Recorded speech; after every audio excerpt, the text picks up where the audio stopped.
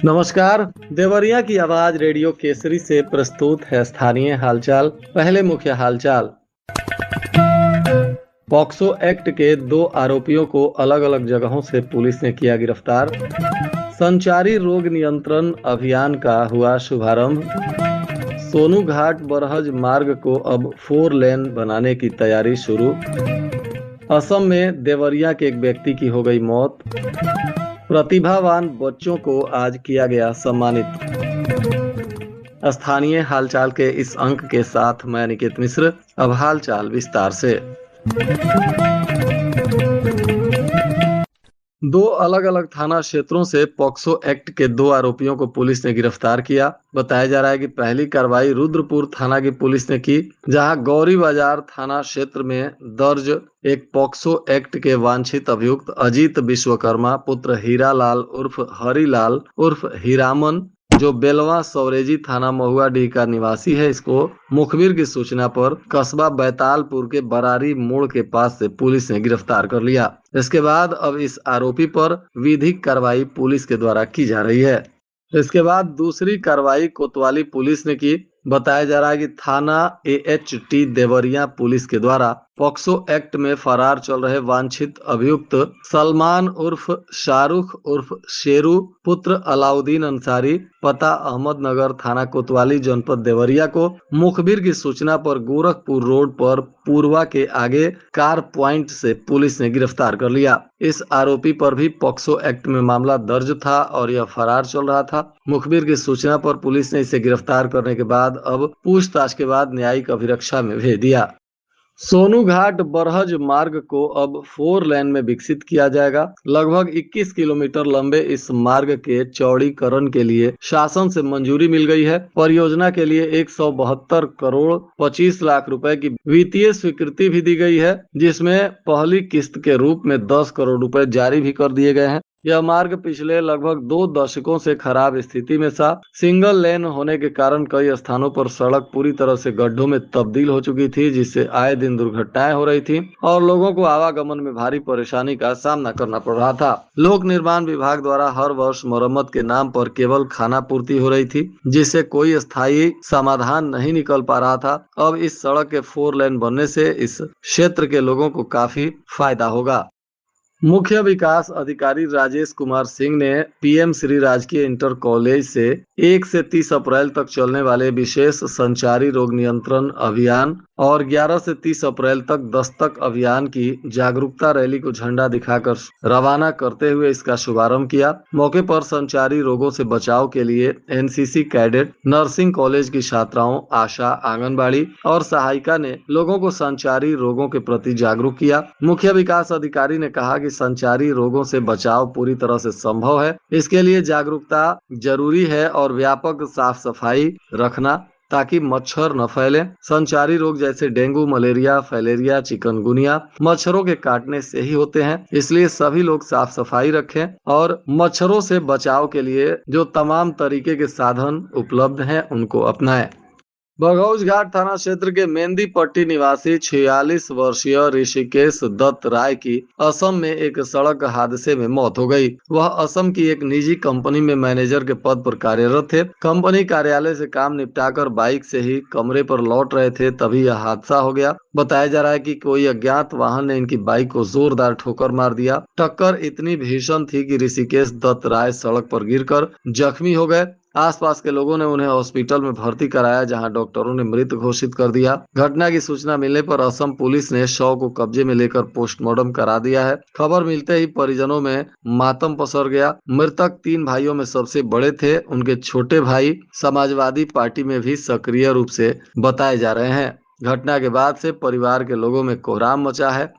AGTA भर्ती में आरक्षण से संबंधित विसंगतियों को लेकर कृषि छात्रों ने सदर विधायक शलभ मणि त्रिपाठी से मुलाकात की। छात्रों ने अपनी समस्याओं से अवगत कराते हुए इन विसंगतियों को दूर करने की मांग की। उत्तर प्रदेश कृषि छात्र संघ के प्रदेश उपाध्यक्ष अभिलाष पांडे की अध्यक्षता में प्रतिनिधि मंडल ने विधायक जी को अपना ज्ञापन सौंपा। छात्रों का आरोप है कि वर्तमान व्यवस्था में आरक्षण नियमों का उचित पालन नहीं हो रहा है, जिससे कृषि वर्ग के अभ्यर्थियों को नुकसान हो रहा है। छात्रों का यह भी आरोप है कि भर्ती प्रक्रिया में पारदर्शिता की कमी है। उनके अनुसार निर्धारित मानकों के अनुरूप सीटों का वितरण नहीं किया जा रहा है, जिसके कारण योग्य उम्मीदवारों के चयन में असमानता पैदा हो रही है।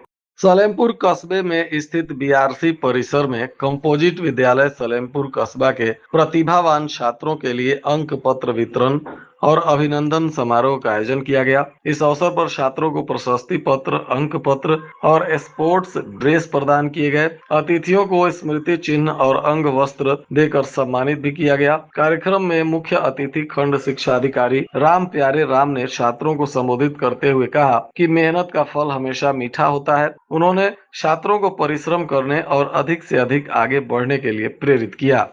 पक्षकारों गवाहों का आधार सत्यापन के बाद ही अब जमीन भवन की रजिस्ट्री हो सकेगी। पक्षकार और समस्त गवाहों का आधार सत्यापन न होने पर विलेख पंजीकरण करने में समस्या उत्पन्न हो सकती है। 1 अप्रैल से विलेख पंजीकरण के समय बायोमेट्रिक न होने की दशा में विलेख पंजीकरण करना महानिरीक्षक निबंधन के आदेश का उल्लंघन माना जाएगा। महानिरीक्षक निबंधन उत्तर प्रदेश ने आदेश किया है कि सभी अधिवक्ता दस्तावेज लेखक 1 अप्रैल 2026 से ऑनलाइन आवेदन करते समय पक्षकारों और गवाहों का आधार सत्यापन जरूरी कराएं, जिससे निबंधन की कार्यवाही नियमानुसार संपन्न कराई जा सके।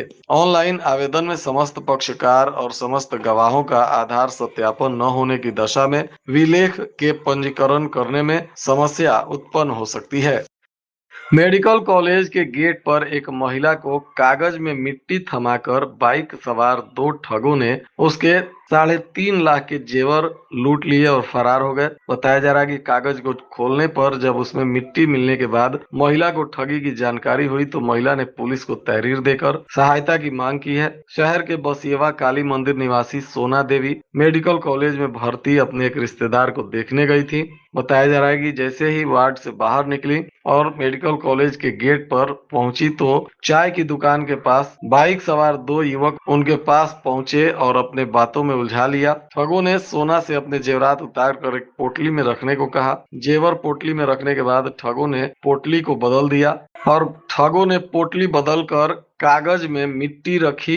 दूसरी पोटली सोना को थमा दी। दूसरी पोटली थमाने के बाद जेवरात वाली पोटली लेकर ठग मौके से फरार हो गए। कुछ देर बाद जब सोना ने पोटली को खोला तो उसमें कागज में रखे मिट्टी को देखा तो इसके होश उड़ गए और शोर मचाने लगी। आसपास के लोग एकत्रित हो गए। तब तक मामला बिगड़ चुका था। पुलिस को तहरीर दी गई। अब पुलिस इस मामले में जांच पड़ताल कर रही है।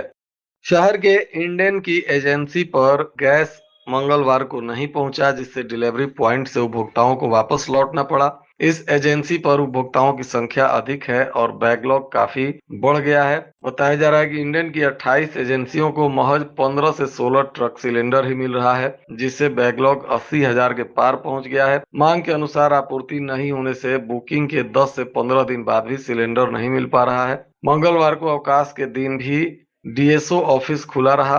बुकिंग के 10 से 15 दिन बाद भी सिलेंडर नहीं मिलने की शिकायत आती रही। जिले में 3 कंपनियों को मिलाकर कुल 78 गैस की एजेंसियां हैं और बताया जा रहा है कि सभी एजेंसियों पर उपभोक्ताओं को गैस के लिए परेशान होना पड़ रहा है। देवरिया के एक ग्राम पंचायत में आधा दर्जन से अधिक सड़कों के निर्माण में धांधली और 6.5 लाख शासकीय धन के दुरुपयोग की पुष्टि जांच में हुई है। धन राशि की वसूली ग्राम प्रधान और सेक्रेटरी से की जाएगी। जांच रिपोर्ट के आधार पर डीएम ने ग्राम प्रधान को कारण बताओ नोटिस भी जारी किया है। मामला रामपुर कारखाना के करणपुर पचखेड़ा क्षेत्र का बताया जा रहा है, जहां के सामाजिक कार्यकर्ता अलकेंद्र राव ने धांधली की शिकायत लोकायुक्त से की थी और इसी में धांधली और गबन के मामले मिले हैं, जिस पर अब अनुसंधान कर आवश्यक कार्रवाई की तैयारी में प्रशासन लगा हुआ है।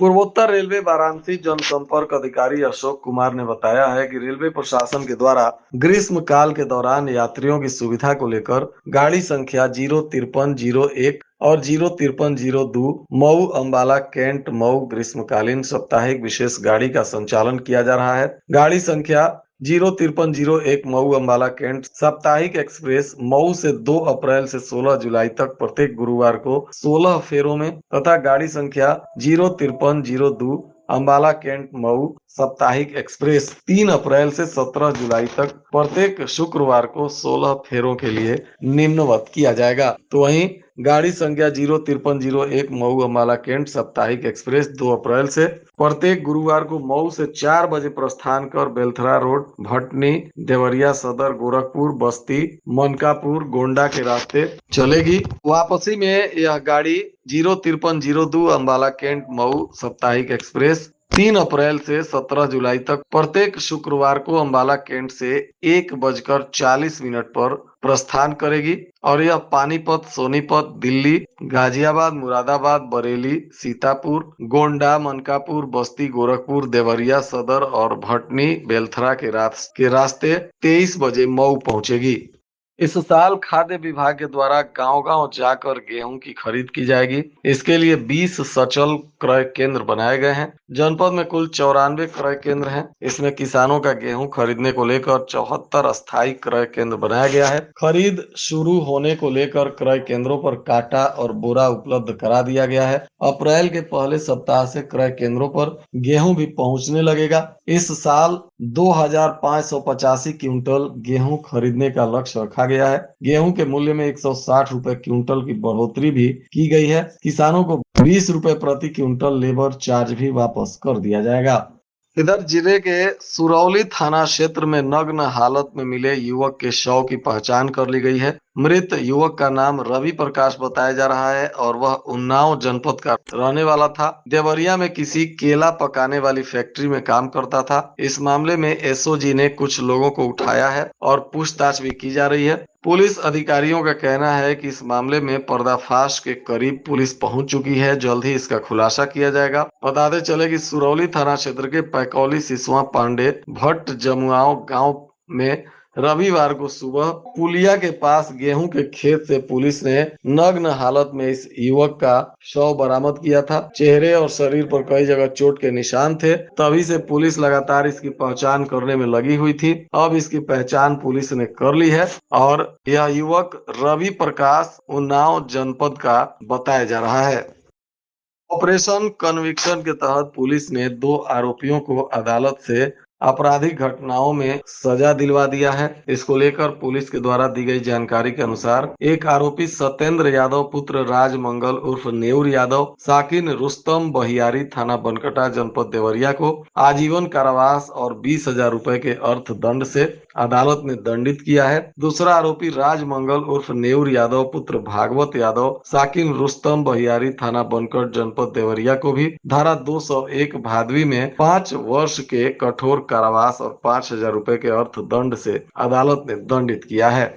और आज के मौसम का तापमान देवरिया में न्यूनतम 23 डिग्री सेल्सियस और अधिकतम 37 डिग्री सेल्सियस रहने की संभावना है। हालचाल के इस अंक को आप हमारे YouTube, Facebook और Instagram पर भी सुन सकते हैं। साथ ही प्ले स्टोर से रेडियो केसरी के एप्लीकेशन को डाउनलोड कर सीधे अपने मोबाइल फोन में भी इस सेवा का लाभ उठा सकते हैं। अंत में मुख्य हालचाल एक बार फिर। पॉक्सो एक्ट के 2 आरोपियों को अलग अलग जगहों से पुलिस ने किया गिरफ्तार। संचारी रोग नियंत्रण अभियान का हुआ शुभारंभ। सोनू घाट बरहज मार्ग को अब 4 लेन बनाने की तैयारी शुरू। असम में देवरिया के एक व्यक्ति की हो गई मौत। प्रतिभावान बच्चों को आज किया गया सम्मानित। इसके साथ ही रेडियो केसरी से प्रसारित स्थानीय हालचाल का यह अंक समाप्त हुआ। नमस्कार।